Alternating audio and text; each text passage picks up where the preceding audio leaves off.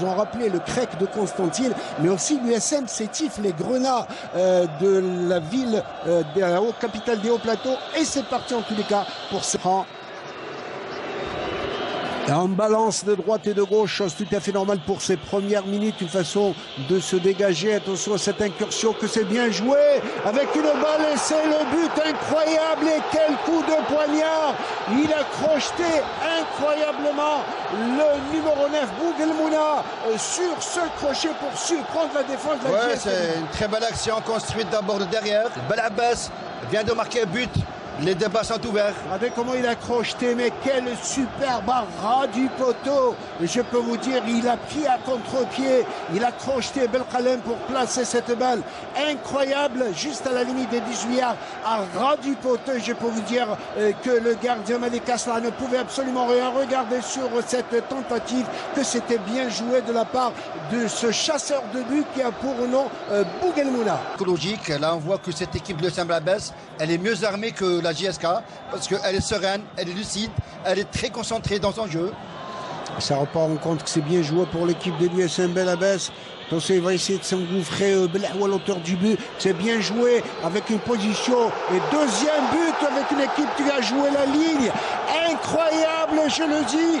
Et le même Belahwal qui va doubler la mise. Incroyable. Celui qui a surpris la JSK en début de match et qui va... Son comportement défensif est très lourd. Il s'est fait avoir. Là, un deuxième but en finale de Coupe d'Algérie. Ça fait très mal, Mohamed Haoui. Et quelle passe lumineuse de Zouari. Regardez sur cette balle, sur cette belle répétition.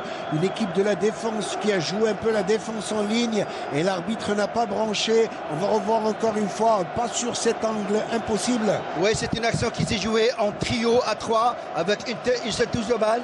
Voilà, on voit que Belahwal est dans le Zouari. Sans contrôle, il remet sur Zouari qui a continué sa course. Dommage parce que Essadou et Belkhalem ont voulu jouer la ligne. Et Saïd Belkhalem qui va lever la main pour demander une position d'hors-jeu, mais en sens, ça se jouait très très rapidement. Et il va croiser cette balle qui va être jouée rapidement. Une balle à gauche avec Mahdi Ben Algia qui va déborder, il va essayer de centrer.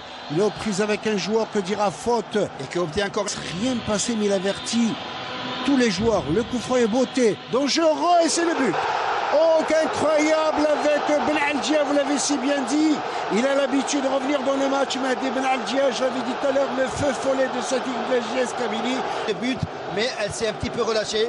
Par contre, maintenant, je peux vous dire que les données vont changer. Cette équipe de JSK va y croire.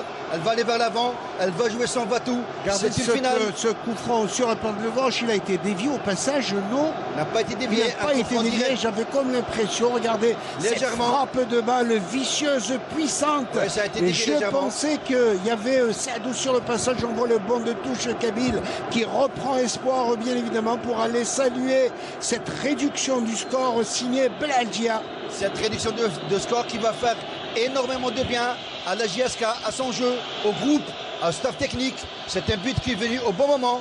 Ça va donner beaucoup de ressources, si vous voulez, morales pour cette équipe de la JSK qui en avait tant besoin. Et les choses commencent à changer, messieurs.